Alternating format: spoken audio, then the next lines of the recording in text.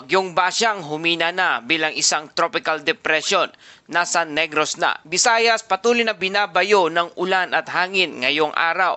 At posibleng sunod na galaw ng Bagyong Basyang, alamin kung saan susunod na magla-landfall. Magandang araw Pilipinas, ito ang Pilipinas Weather ngayon. Narito na ating update sa panahon. Kung bago ka lang sa ating channel, please like, share, and subscribe para lagi kang updated sa panahon. Salamat sa iyong suporta. Mga kababayan, ngayong araw ng Sabado, February 7 na po tayo. Narito na ang update sa Bagyong Basyang. Mga kababayan, ang Tropical Depression Basyang ay patuloy na humihina at kasalukuyang matatagpuan sa paligid ng Ayungin, Negros Oriental. Taglay pa rin ito ang lakas na hangin na 45 km per hour at may pagbugso hanggang 60 km per hour. Ang center pressure nito ay umabot sa 1,004 HPA. Mabagal ang kilos, pakanluran. Bagamat humina na ang bagyo, patuloy pa rin itong nagdadala ng malawakang pag-ulan at malalakas na hangin sa lugar ng Visayas.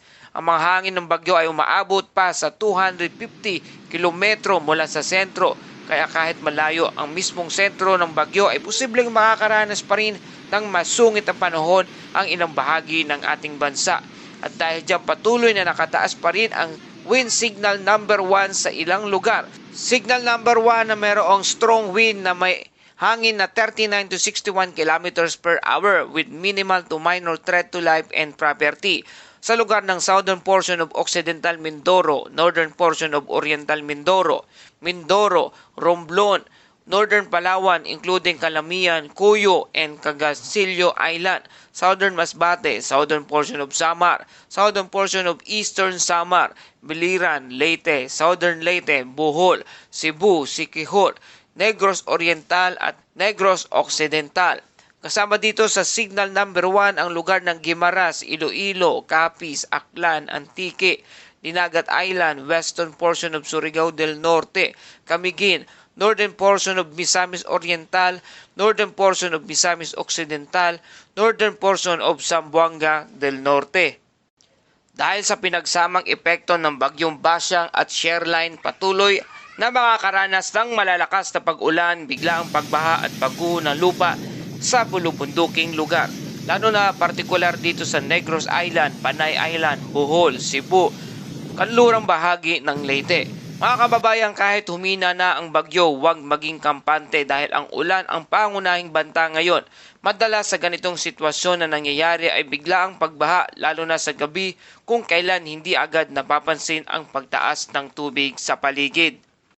Bukod pa sa bagyo, ang northeast monsoon o hanging amihan ay nagdadala rin ng malalakas na bugso ng hangin sa ilang lugar. Karamihan sa bandang Luzon, Western Visayas, Negros Island Region at ilang bahagi ng Mindanao. Inaasahan na magpapatuloy ito hanggang Linggo. At narito naman ang kondisyon ng karagatan sa loob ng susunod na 24 na oras batay sa pinakahuling ulat. Sa bahagi ng Batanes, inaasahan ang napakalakas na alon na maaring umabot hanggang 4.5 metro ang taas. Dahil dito, delikado ang paglalayag para sa lahat ng uri ng sasakyan pangdagat. Mahigpit na pinapayuhan ang lahat ng mangingisda at marino na manatili muna sa pantalan o humanap agad ng ligtas na masisulungan kung sila ay nasa laot na at hanggang sa humupa ang hangin at alon. Sa lugar naman ng Babuyan Island, asahan ang malalakas na pag-alon na maaring umabot na 4 na metro ang taas. Samantala hanggang 3 metrong taas naman sa mga susunod na baybayin. Sa bahagi ng kanlurang baybayin ng Ilocos Norte, baybayin ng Ilocos Sur, hilagang baybayin ng Camarines Norte at Camarines Sur, hilaga at silangang baybayin ng Northern Samar, silangang baybayin ng Pulilo Island, Albay, Sorsogon, Eastern Samar, Dinagat Island at Siargao, Bukas Grande. Dahil sa ganitong kondisyon, ang mga maliliit na sasakyang pandagat kabilang ang mga demotor na bangka ay pinapayuhang huwag munang pumalaot, lalo na kung kulang sa karanasan o hindi sapat ang kagamitan. Sa mga lugar naman na may katamtamang alon na umaabot hanggang 2.5 metro ang taas ng dagat sa lugar ng baybayin ng Cagayan, Isabela, Aurora at Hilagang Quezon, Antique, Katimugang Iloilo at Katimugang Negros Occidental, hilagang baybayin ng Pulilo Island at Ilocos Norte, silangang baybayin ng Surigao del Norte, Surigao del Sur at Davao Oriental, iba pang baybayin ng Ilocos Region. Hanggang 2 metro naman ang taas ng alon sa lugar ng baybayin ng Romblon, Aklan, Capiz at Guimaras, katimugang Negros Oriental at katimugang Cebu, kanluran at timog ng baybayin ng Bohol, hilagang baybayin ng Zamboanga del Norte, silangang baybayin ng Davao Occidental. Sa ganitong sitwasyon, ang mga demotor na bangka at katulad ng sasakyang pandagat ay pinapayuhang mag-ingat kung lalayag at kung maari ay ipagpaliban muna ang pagbiyahe sa dagat. At iba pang baybayin sa bansa ay may alon na mas mababa sa 2 metro. At para sa ating track and intensity outlook para sa Bagyong Basyang, na inaasahang galaw ng Bagyong Basyang ay mahalagang tandaan na posibleng pa ring makaranas ng malalakas na ulan at hangin kahit sa mga lugar na wala mismong landfall point or forecast cone ng bagyo.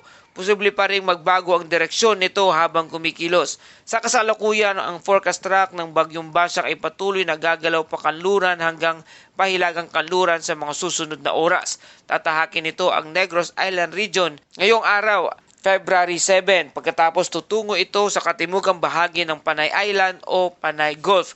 Ayon sa forecast, posibleng humina si Basyang at maging isang low pressure area sa loob ng mga susunod na 12 oras. Kaya kahit inasahang mawawala na ang pangalan ng bagyo, ang ulan at pasungit na panahon ay maaari pa ring maranasan sa ilang bahagi ng Visayas at kalapit na lugar. At para sa ating heavy rainfall outlook, kaugnay pa rin sa Tropical Cyclone Basyang at ng umiiral na shear line na patuloy na nakakaapekto sa ilang bahagi ng ating bansa ayon sa pinakahuling pagtaya. Mula ngayong araw, February 7, inaasahang makakaranas ng malalakas na pag-ulan ang mga sumusunod na lugar. Inaasahang 100 hanggang 200 millimeters na buhos ng ulan, kabilang dito ang Negros Occidental, Antique, Iloilo at Guimaras.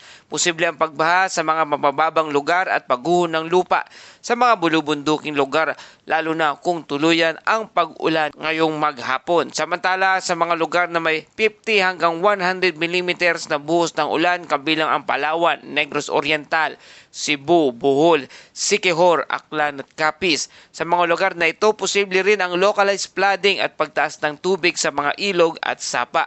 Para naman sa mga susunod na yugto, mula bukas ng gabi, naasahan ang 50 to 100 millimeters na ulan sa Palawan na maaring magdulot ito ng pagbaha sa ilang mga lugar. Bukod sa bagyo, patuloy ding may epekto ang shear line sa silangang bahagi ng bansa.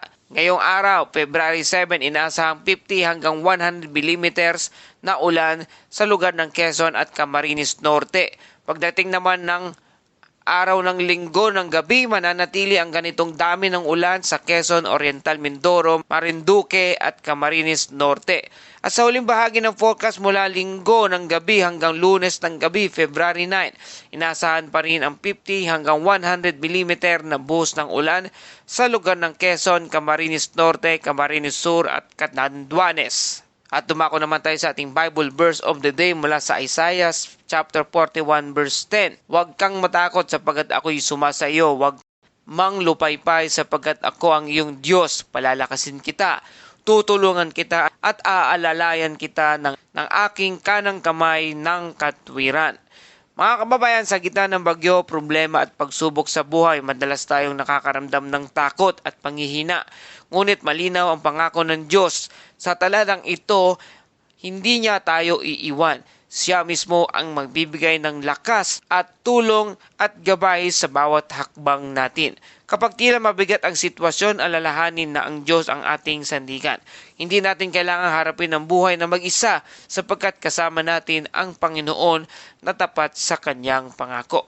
Panginoon, salamat po sa inyong pangako na hindi mo ako iiwan.